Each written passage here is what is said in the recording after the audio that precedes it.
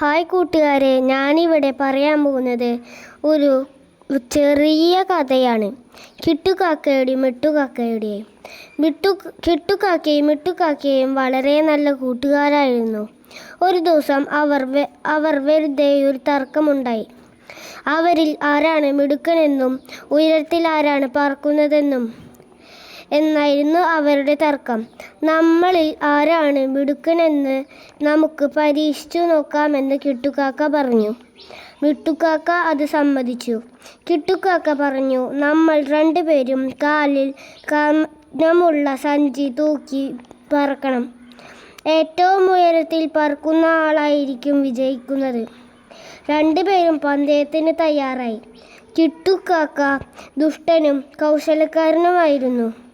അവർ സ്വന്തം സഞ്ചിയിൽ പഞ്ഞിക്കെട്ടുകളും നിറയ്ക്കുകയും മിട്ടുകാക്കയുടെ സഞ്ചിയിൽ ഉപ്പ് നിറയ്ക്കുകയും ചെയ്തു.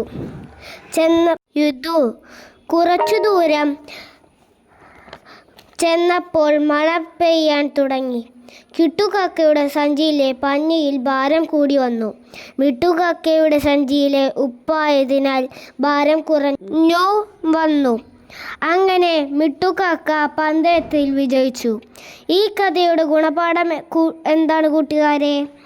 താൻ കുഴിച്ച കുഴിയിൽ താൻ തന്നെ വീണു.